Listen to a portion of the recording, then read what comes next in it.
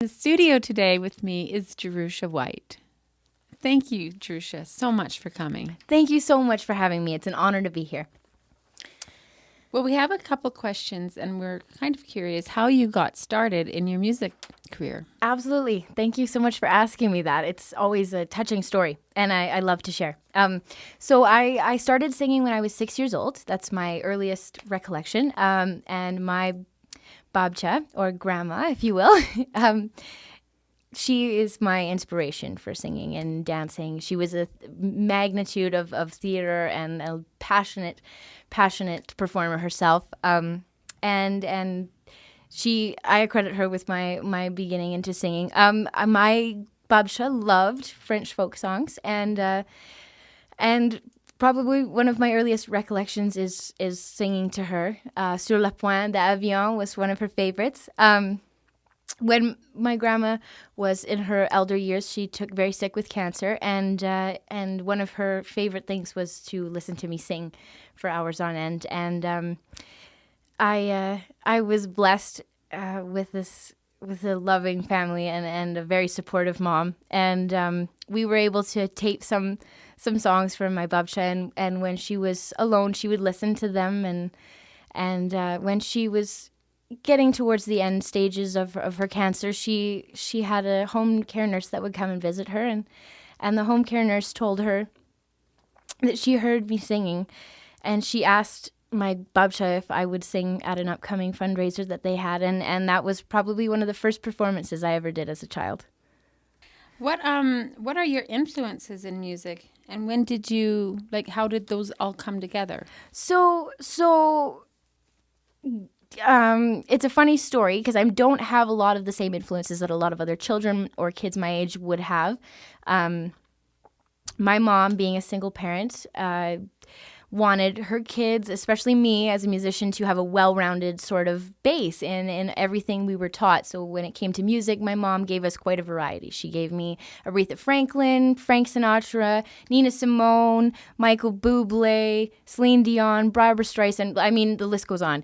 We weren't pigeonholed into anything. So I really draw a lot from all of the different aspects that I was kind of shown as a child. And I find myself drawn a lot more to the soul, blues, R&B, although I do dabble a lot in the pop and hip-hop kind of just to keep it fresh every once in a while. But my draws are definitely into the jazz scene, classical influence. My mom was so amazing. She provided lessons for us in violin, dance, skating, everything related to whatever it was that we wanted to do. My mom put us in lessons and made sure that we were, well educated. And one of the great things that I got out of that was I got to learn violin. And not only that, I got to take classical opera training. So I studied in Vanderhoof here, actually, with Rebecca Gulbranson. That's awesome. Can we fast forward to 2012 and tell us a little bit about the music that compiled to get you there? I was singing with Marcel Gagnon, and I had met someone that now means more than the world to me, Don Rudland. We had met vaguely a few times in and around the music scene before that, and in 2003, I believe, Don approached me and said, I have a real feeling you could go somewhere with this music of yours, and I'd like to help you with that. And I was just overwhelmed with gratitude, and I was, of course, this is a chance of a lifetime. I jumping on it, and we started slowly. We started with the I Can Go Anywhere Avaloon album. That is a children's album written by Don and several other people, and I was allowed to be a part of that, or asked to be a part of that, and that was kind of my first recording experience, which really tipped me off into recording and which started me on the track of wanting to make my own album. And then later in 2003, Don introduced me to Marcel Gagnon, a local Juno Award-winning artist himself, and Marcel and I were kind of a instant click, and he was so great, and he allowed me to learn and sing with him and perform several times, and he's been an ongoing mentor and just inspiration since. So if we were to fast forward to 2012, can you tell us a little bit about how you got going from Yeah, that for point? sure, for sure. Well, let's take a jump back to 2012. I was still working with Dawn at that point. We had just started on our quest to begin the debut album. And I was still taking violin lessons, still pursuing my vocal coaching. And I had decided that summer that that I would release and pursue this debut album.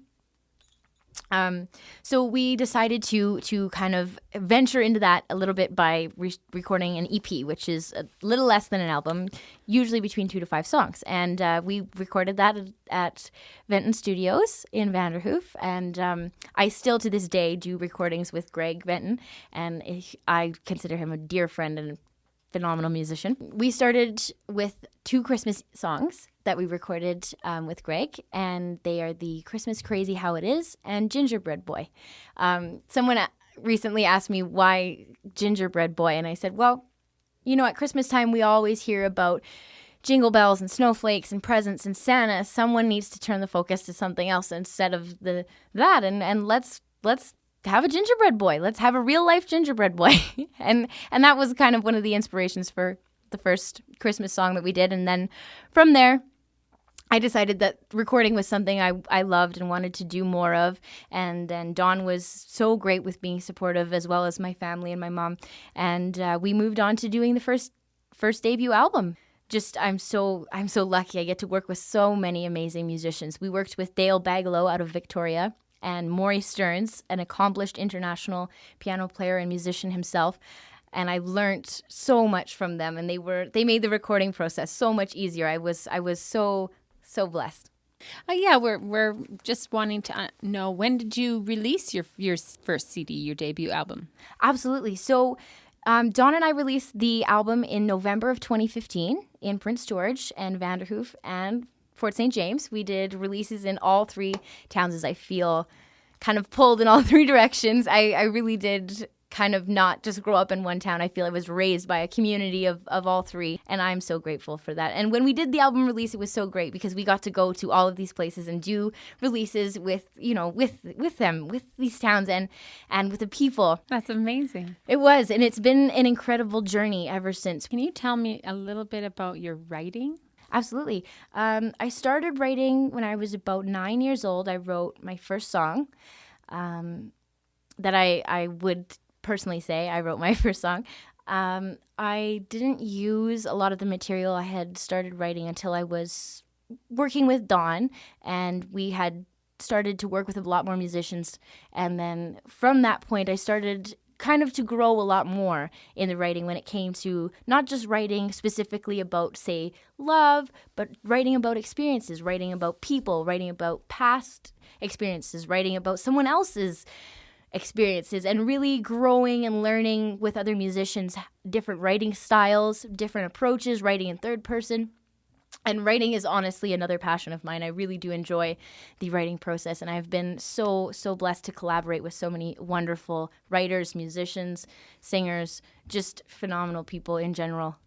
So it's true that your first 2 Christmas pieces were your first Two originals. You wrote originals. Absolutely. And then all of the ones on the CD? Absolutely. Yeah. All your originals. We decided to do originals from top to bottom. So when you hear your song playing, it's like, oh, wow, that's me. Yeah, absolutely. Absolutely. What about, can I ask you about what you do, you donating? Because I heard that you donate to benefits. Yeah, we do. I do donate performances and volunteer my time for what I can help and always being there to support and perform for those venues. So can you just tell us a little bit about the Children of the Streets? We heard something about it. Absolutely. Thank you for asking. It's such a great program. So they are a program that brings awareness to human and child trafficking on the streets. And there was a piece on my album that I felt really resonated with their motto and their motive and what they're really trying to do. And it's sold. It's one of the final pieces on the album. It's an intense piece. It's got a lot of emotion, a lot of power behind it. It's something that I will always remember. But yeah, they have honored me with using one of my pieces, and it's been an honor to have that with them. Thank you so much. It was a real pleasure. Well, thank you so much for having me. It's been an honor to be in. Fantastic. Jerusha White. Thank you.